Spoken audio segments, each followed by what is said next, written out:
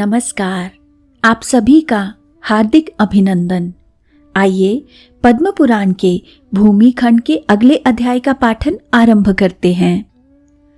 Shukri द्वारा अपने पूर्व जन्म के वृतांत का वर्णन तथा रानी सुदेवा के दिए हुए पुण्य से उसका उद्धार। शुक्री बोली, कलिंग उड़ीसा नाम से प्रसिद्ध एक सुंदर देश है। वहां श्रीपुर नाम का एक नगर था। उसमें वसुदत्त नाम के एक ब्राह्मण निवास करते थे। वे सदा सत्य धर्म में तत्पर, वेद वेत्ता, ज्ञानी, तेजस्वी, गुणवान और धन धान्य से भरे पूरे थे। अनेक पुत्र पौत्र उनके घर की शोभा बढ़ाते थे। मैं वसुदत्त की पुत्री थी। मेरे और भी कई भाई, स्वजन तथा बांधव थे। परम बुद्धिमान पिता ने मेरा नाम सुदेवा रखा। मैं अप्रतिम सुंदरी थी। संसार में दूसरी कोई स्त्री ऐसी नहीं थी जो रूप में मेरी समानता कर सके।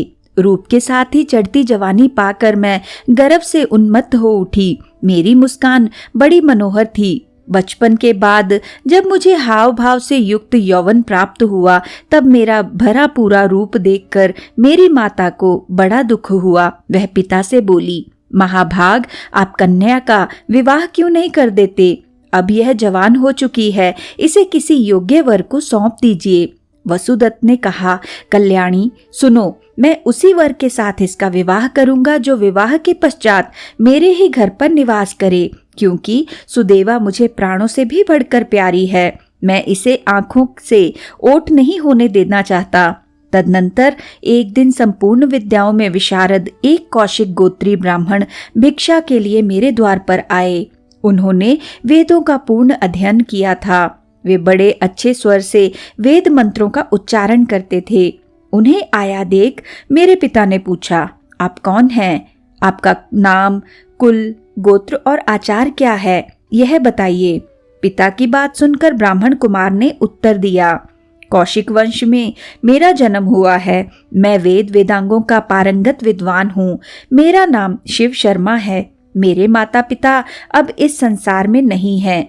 शिव शर्मा ने जब इस प्रकार अपना परिचय दिया, तब मेरे पिता ने शुभ लग्न में उनके साथ मेरा विवाह कर दिया। अब उनके साथ ही मैं पिता के घर पर रहने लगी, परंतु मैं माता पिता के धन के घमंड से अपनी विवेक शक्ति खो बैठी थी। मुझ पापिनी ने कभी भी अपने स्वामी की सेवा नहीं की। मैं सदा उन्हें क्रूर दृष्टि से देखा करती थी। कुछ व्यभिचारिणी स्त्रियों का साथ हो गया था, अतः संग दोष से मेरे मन में भी वैसा ही नीच भाव आ गया था। मैं जहाँ तहाँ स्वच्छंदता पूर्वक घूमती फिरती और माता पिता, पति तथा भाइयों के हित की परवाह नहीं करती थी। शिव शर्मा का शील और उनकी साधुता सबको ज्ञात थी, अतः माता पिता आदि सब लोग मेरे पाप से दुखी रहते थे। मेरा दुष्कर्म देख पतिदेव उस घर को छोड़कर चले गए। उनके जाने से पिताजी को बड़ी चिंता हुई। उन्हें दुख से व्याकुल देख माता ने पूछा, नाथ, आप चिंतित क्यों हो रहे हैं? वसुदत्त ने कहा, प्रिय सुनो, दामाद मेरी पुत्री को त्याग कर चले गए। सुदेवा पापाचारिणी है और वे पंडित तथा बुद्धिमान थे। मैं क्या जानता था कि यह मेरी कन्या सुदेवा ऐसी दुष्टा और कुलनाशिनी होगी। ब्राह्मणी बोली, नाथ, आज आपको पुत्री के गुण और दोष का ज्ञान हुआ है। इस समय आपकी आंखें खुली हैं, किंतु सच तो यह है कि आपके ही मोह और स्नेह से, लाड और प्यार से यह इस प्रकार बिगड़ी है। अब मेरी बात सुनिए। संतान जब तक 5 वर्ष की न हो जाए तभी तक उसका लाड प्यार करना चाहिए। उसके बाद सदा संतान की शिक्षा की ओर ध्यान देते हुए उसका पालन पोषण करना उचित है। नहलाना, धुलाना, उत्तम वस्त्र पहनाना, अच्छे खान पान का प्रबंध करना, ये सब बातें संतान की पुष्टि के लिए आवश्यक हैं। साथ ही पुत्रों को उत्तम गुण और विद्या की ओर भी लगाना चाहिए। पिता का कर्तव्य है कि वह संतान को सद्गुणों की शिक्षा देने के लिए सदा कठोर बना रहे। केवल पालन पोषण के लिए उसके प्रति मोह ममता रखे। पुत्र के सामने कदापि उसके गुणों का वर्णन ना करे। उसे राह पर लाने के लिए कड़ी फटकार सुनाए तथा इस प्रकार उसे साधे जिससे वह विद्या और गुणों में सदा ही निपुण होता जाए। जब माता अपनी कन्या को, सास अपनी पुत्रवधू को और गुरु अपने शिष्यों को ताड़ना देता है तभी वे सीधे होते हैं। इसी प्रकार पति अपनी पत्नी को और राजा अपने मंत्री को दोषों के लिए कड़ी फटकार सुनाए।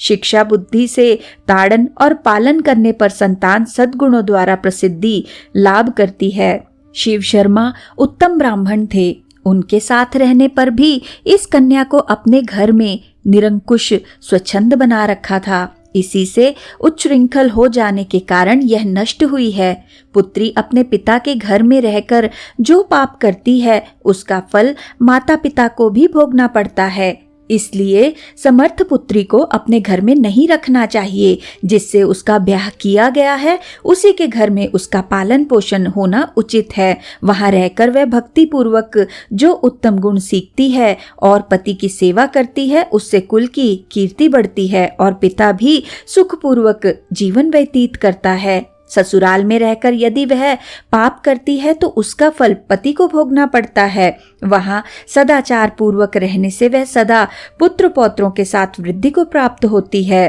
प्राणनाथ पुत्री के उत्तम गुणों से पिता की कीर्ति बढ़ती है। इसलिए दामाद के साथ भी कन्या को अपने घर नहीं रखना चाहिए।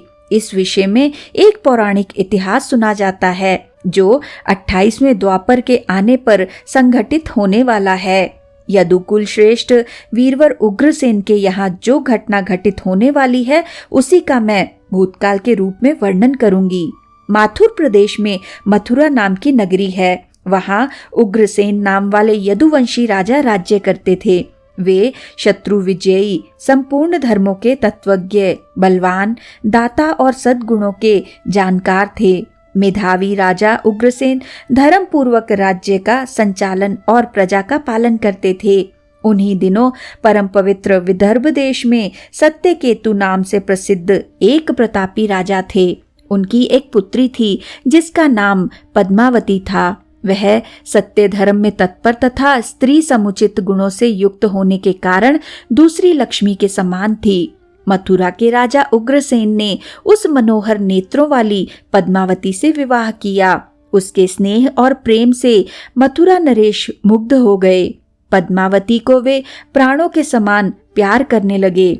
उसे साथ लिए बिना भोजन तक नहीं करते थे। उसके साथ क्रीड़ा विलास में ही राजा का समय बीतने लगा।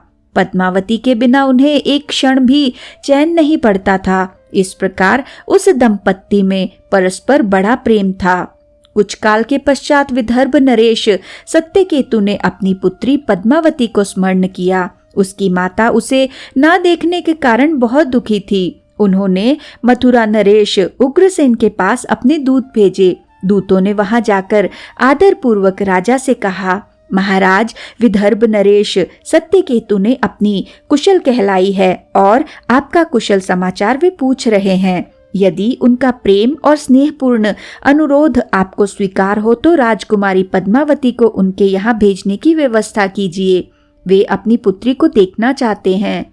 नरश्रेष्ठ उग्रसेन ने जब दूतों के मुंह से यह बात सुनी तो प्रीति, स्नेह और उदारता के कारण अपनी प्रिय पत्नी पद्मावती को विदर्भ राज के यहाँ भेज दिया। पति के भेजने पर पद्मावती बड़े हर्ष के साथ अपने मायके गई। वहां पहुंचकर उसने पिता के चरणों में प्रणाम किया। उसके आने से महाराज सत्यकेतु को बड़ी प्रसन्नता हुई। पद्मावती वहां अपनी सखियों के साथ निशंक होकर घूमने लगी। पहले की ही भांति घर, वन, तालाब और चौबारों में विचरण करने लगी। यहाँ आकर वह पुनः बालिका बन गई। उसके बर्ताव में लाज या संकोच का भाव नहीं रहा। एक दिन की बात है, पद्मावती अपनी सखियों के साथ एक सुंदर पर्वत पर सैर करने के लिए गई। उसकी तराई में एक रमणीय वन दिखाई दिया जो केलों के उद्यान से शोभा पा रहा था। पहाड़ पर भी फूलों की बहार थी। राजकुमारी ने देखा, एक ओर ऐसा रमणीय पर्वत, दूसरी ओर मनोहर वनस्थली और बीच में स्वच्छ जल से भरा सर्वतोभद्र नामक तालाब है। बालोचित, चपलता, नारी स्वभाव और खेल कूद की रुचि, इन सब का प्रभाव उसके ऊपर पड़ा। वह सहेलियों के साथ तालाब में उतर पड़ी और हंसती गाती हुई जल क्रीड़ा करने लगी। इसी समय कुबेर का सेवक गोभिल नामक दैत्य दिव्य विमान पर बैठकर आकाश मार्ग से कहीं जा रहा था। तालाब के ऊपर आने पर उसकी दृष्टि विशाल नेत्रों वाली विदर्भ राजकुमारी पद्मावती पर पड़ी, जो निर्भय होकर स्नान कर रही थी। गोभिल की ज्ञान शक्ति बहुत बड़ी हुई थी। उसने निश्चित रूप से जान लिया कि यह विदर्भ नरेश की कन्या और महाराज उग्रसेन की प्यारी पत्नी है, परंतु यह तो पतिव्रता होने के कारण आत्मबल से ही सुरक्षित है, पर पुरुषों के लिए इसे प्राप्त करना नितांत कठिन है। उग्रसेन महामूर्ख है जो उसने ऐसी सुंदरी पत्नी को मायके भेज दिया है। आह, यह पतिव्रता नारी पराये पुरुष के लिए दुर्लभ है। इधर कामदेव मुझे अत्यंत पीड़ा दे रहा है। मैं किस प्रकार इसके निकट जाऊं और कैसे इसका उपभोग करूं?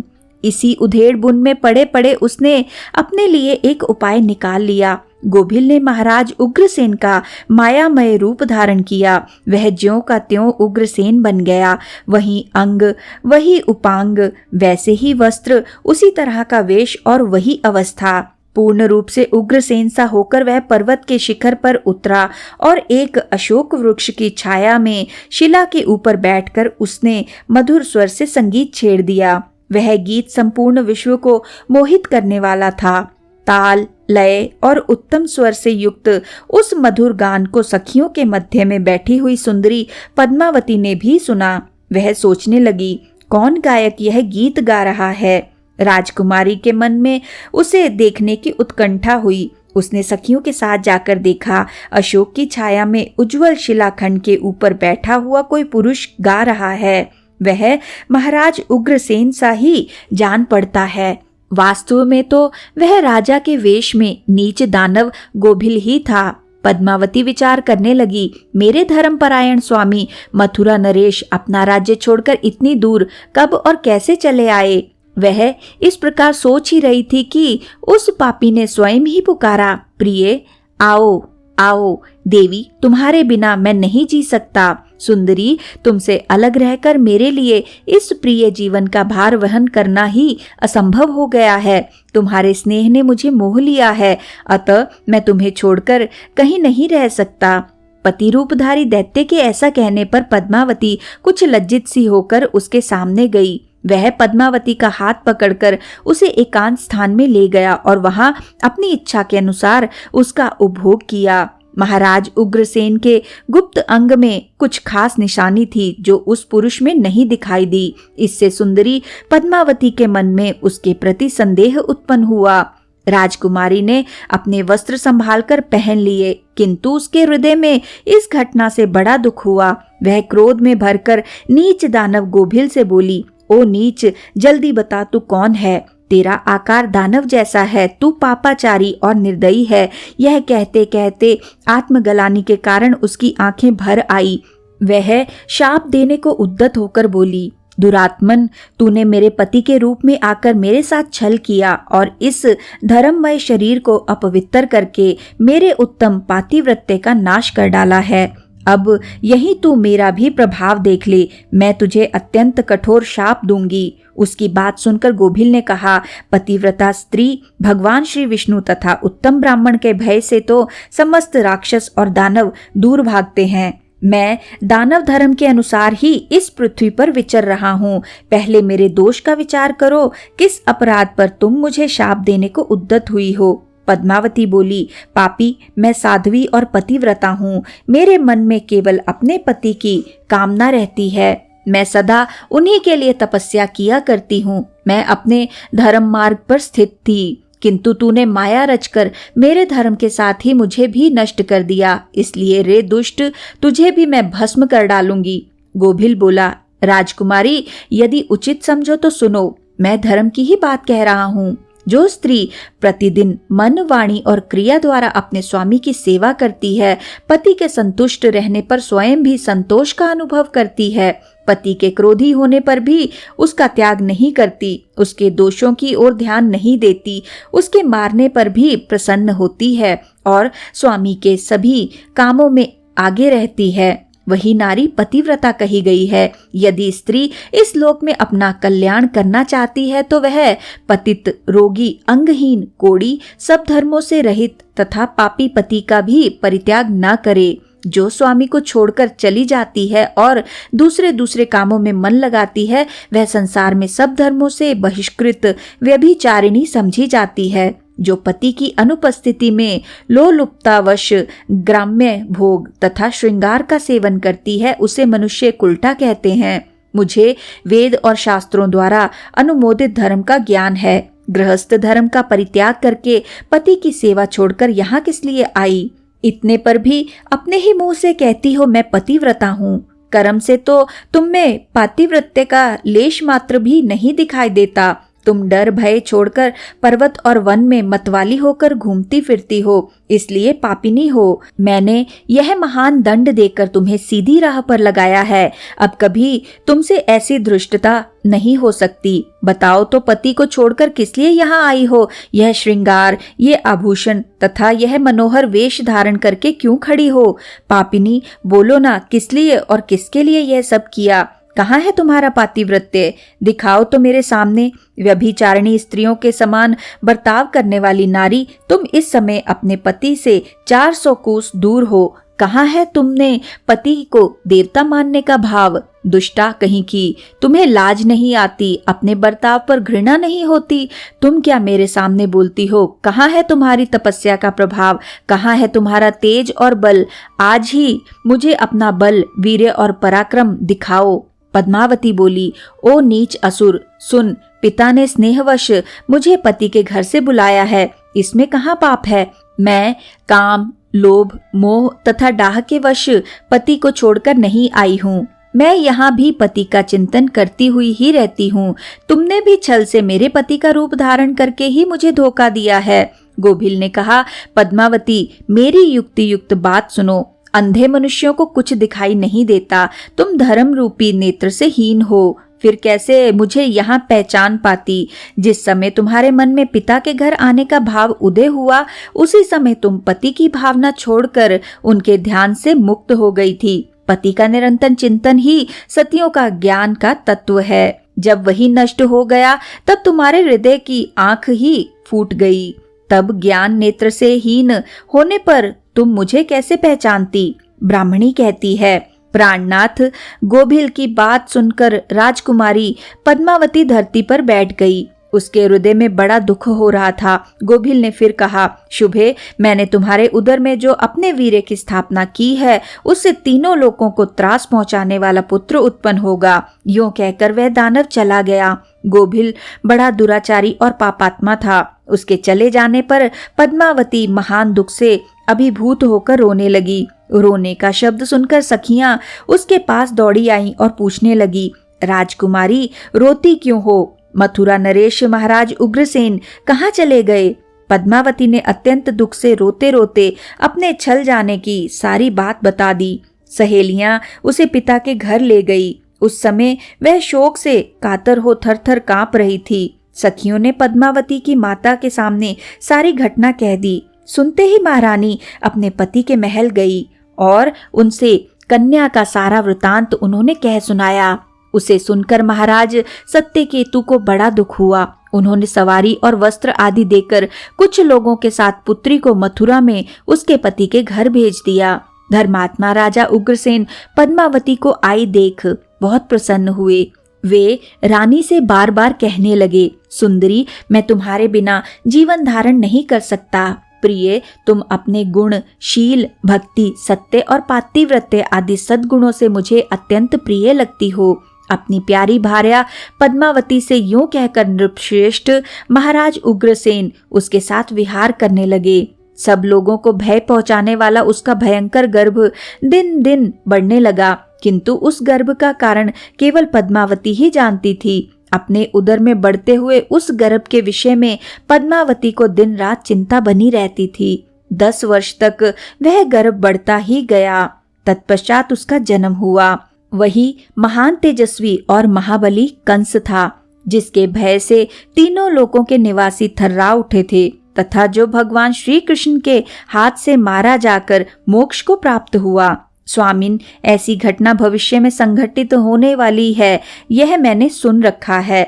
मैंने आपसे जो कुछ कहा है वह समस्त पुराणों का निश्चित मत है। इस प्रकार पिता के घर में रहने वाली कन्या बिगड़ जाती है, अतः कन्या को घर में रखने का मोह नहीं करना चाहिए। यह सुदेवा बड़ी दुष्टा और महापापिनी है, अतः इसका परित्याग करके आप निश्चिंत हो जाइए।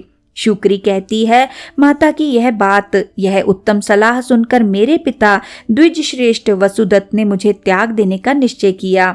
उन्होंने मुझे बुलाकर कहा, दुष्टे, कुल में कलंक लगाने वाली दुराचारणी, तेरे ही अन्याय से परम बुद्धिमान शिव शर्मा चले गए। जहाँ तेरे स्वामी रहते हैं वहीं तू भी चली जा, अथवा जो स्थान तुझे अच्छा लगे वहीं जा। जैसा जी में आए वैसा कर। महारानी जी, यूं कहकर पिता, माता और कुटुंब के लोगों ने मुझे त्याग दिया। मैं तो अपनी लाज हया खो चुकी थी, शीघ्र ही वहां से चल दी, किंतु कहीं भी मुझे ठहरने के लिए स्थान और सुख नहीं मिलता था। लोग मुझे देखते ही यह कुलटा आई कहकर दुत्कारने लगते थे।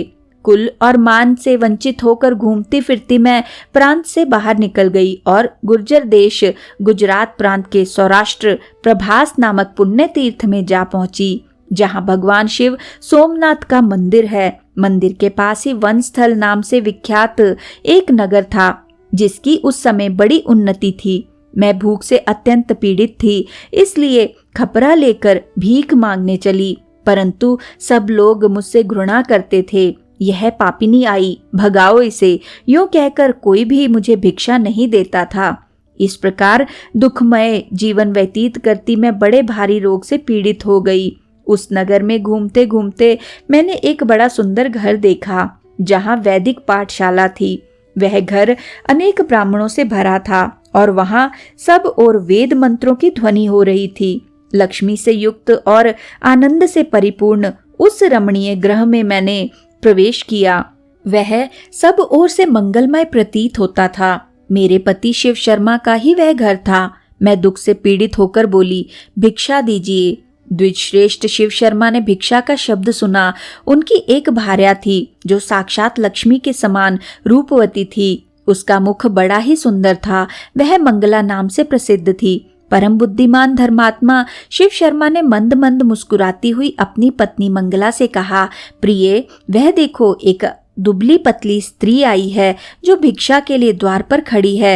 इसे घर में बुलाकर भोजन दो। मुझे आई जान मंगला का हृदय अत्यंत करुणा से भर आया। उसने मुझ दीन दुर्बल भिक्षुणी को मिष्टान भोजन कराया। मैं अपने पति को पहचान गई थी। उन्हें देखकर लज्जा से मेरा मस्तक झुक गया।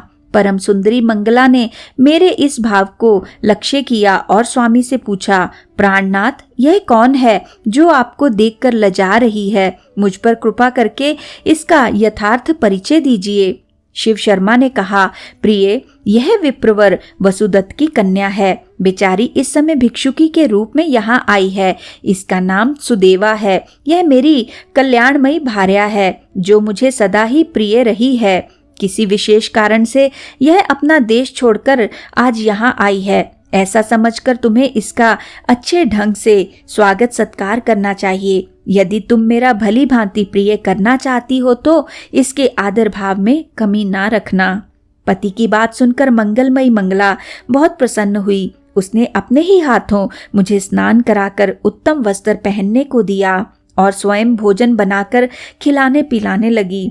रानी जी, अपने स्वामी के द्वारा इतना सम्मान पाकर मुझे अपार दुख हुआ। मेरे हृदय में पश्चाताप की तीव्र अग्नि प्रज्वलित हो उठी। मैंने मंगला के किए हुए सम्मान और अपने दुष्कर्म की ओर देखा। इससे मन में दुस्सह चिंता हुई, यहाँ तक कि प्राण जाने की नौबत आ गई। मैं ऐसी पापिनी थी कि पति से कभी मीठे वचन तक नहीं बोली, उल्टे उन श्रेष्ठ ब्राह्मण के विपरीत बुरे कर्मों का ही आचरण करती रही। इस प्रकार चिंता करते करते मेरा हृदय फट गया और प्राण शरीर छोड़कर चल बसे। तदनंतर यमराज के दूत आए और मुझे सांकल के दृढ़ बंधन में बांधकर यमपुरी को ले चले। मार्ग में जब मैं अत्यंत दुखी होकर रोती, तब वे मुझे मुद्गरों से पीटते और दुर्गम मार्ग से ले जाकर कष्ट पहुंचाते थे। बीच बीच में मुझे फटकारें भी सुनाते जाते थे। उन्होंने मुझे यमराज के सामने ले जाकर खड़ा कर दिया। महात्मा यमराज ने बड़ी क्रोधपूर्ण दृष्टि से मेरी ओर देखा और मुझे अंगारों की ढेरी में फेंकवा दिया। उसके बाद मैं कई नरकों में डाली गई। मैंने अपने स्वामी के साथ धोखा किया था, इसलिए एक लोहे का पुरुष बनाकर उसे आग से तपाया गया और वह मेरी छाती पर सुला दिया गया। नरक की प्रचंड आग में तपाई जाने पर मैं नाना प्रकार की पीड़ाओं से अत्यंत कष्ट पाने लगी। 80 पत्र वन में पड़कर मेरा सारा शरीर छिन्न भिन्न हो गया। फिर मैं पीप, रक्त और विष्ठा में डाली गई। कीड़ों से भरे हुए कुंड में रहना पड़ा। आरी से मुझे चीरा गया। शक्ति नामक अस्त्र का भली भांति मुझ पर प्रहार किया गया। दूसरे नरकों में भी मैं गिराई गई। अनेक योनियों में जन्म लेकर मुझे असह्य दुख भोगना पड़ा। पहले सियार की योनि में पड़ी, फिर कुत्ते की योनि में जन्म लिया। तत्पश्चात क्रमशः सांप, मुर्गे, बिल्ली और चूहे की योनि में जाना पड़ा। इस प्रकार धर्मराज ने पीड़ा देने वाली प्राय सभी पाप योनियों में मुझे डाला। उन्होंने ही मुझे इस भूतल पर शुक्री बनाया है। महाभागे, तुम्हारे हाथ में अनेक तीर्थों का वास है। देवी, तुमने अपने हाथ के जल से मुझे सींचा है, इसलिए तुम्हारी कृपा से मेरा सब पाप दूर हो गया। तुम्हारे तेज और पुण्य से मुझे अपने पूर्व जन्म की बातों का ज्ञान हुआ है। रानी जी, इस समय संसार में केवल तुम ही सबसे बड़ी पतिव्रता हो। इसमें तनिक भी संदेह नहीं है कि तुमने अपने स्वामी की बहुत बड़ी सेवा की है। सुंदरी, यदि मेरा प्रिय करना चाहती हो तो अपने एक दिन की पति सेवा का पुण्य मुझे अर्पण कर दो। इस समय तुम ही मेरे माता, पिता और सनातन गुरु हो। मैं पापिनी, दुराचारिणी, असत्यवादिनी और ज्ञानहीना हूँ। महाभाग्य, मेरा उद्धार करो। शुक्ला बोली, सखियों, शुक्री की यह बात सुनकर रानी सुदेवा ने राजा इक्ष्वाकु की ओर देखकर पूछा, महाराज, मैं क्या करूं? यह शुक्री क्या कहती है? इक्ष्वाकु ने कहा, शुभे, यह बेचारी पाप योनि में पड़कर दुख उठा रही है। तुम अपने पुण्यों से इसका उद्धार करो, इससे महान कल्याण होगा। महाराज की आज्ञा लेकर रानी सुदेवा ने शुक्री से कहा, देवी, मैंने अपना 1 वर्ष का पुण्य तुम्हें अर्पण किया। रानी सुदेवा के इतना कहते ही वह शुक्री तत्काल दिव्य देह धारण कर प्रकट हुई। उसके शरीर से तेज की ज्वाला निकल रही थी। सब प्रकार के आभूषण और भांति भांति के रत्न उसकी शोभा बढ़ा रहे थे। वह साध्वी दिव्य रूप से युक्त हो दिव्य विमान पर बैठी और अंतरिक्ष लोक की ओर चलने लगी। जाते समय उसने मस्तक झुकाकर रानी को प्रणाम किया और कहा, महाभागे, तुम्हारी कृपा से आज मैं पाप मुक्त होकर परम पवित्र एवं मंगलमय वैकुंठ को जा रही हूँ। यूं कहकर वह वैकुंठ को चली गई। शुक्ला कहने लगी, इस प्रकार पहले मैंने पुराणों में नारी धर्म का वर्णन सुना। ऐसी दशा में जब पतिदेव यहाँ उपस्थित नहीं है, मैं किस प्रकार भोगों का उपभोग करूं? मेरे लिए ऐसा विचार निश्चय ही पापपूर्ण होगा। शुक्ला के मुख से इस प्रकार उत्तम पातिव्रत्य धर्म का वर्णन सुनकर सखियों को बड़ा हर्ष हुआ। नारियों को सद्गति प्रदान करने वाले उस परम पवित्र धर्म का श्रवण करके समस्त ब्राह्मण और पुण्यवती स्त्रियां धर्मानुरागिणी महाभागा शुक्ला की प्रशंसा करने लगी। इसी के साथ आज के इस सुंदर पाठन को हम यहीं पे विराम देते हैं और अगले अध्याय के पाठन के लिए हमारे साथ फिर से जुड़िएगा। आइए विष्णु जी के इस सुंदर मंत्र से आज के पाठन का समापन करते हैं। ओम नमो भगवते वासुदेवाय। ओम नमो भगवते वासुदेवाय। ओम नमो भगवते वासुदेवाय। ओम नमो भगवते वासुदेवाय।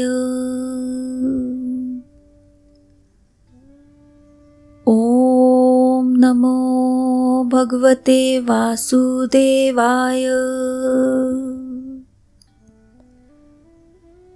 ओम नमो भगवते वासुदेवाय।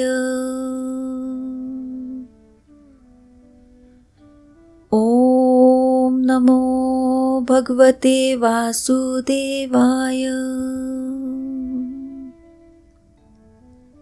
धन्यवाद।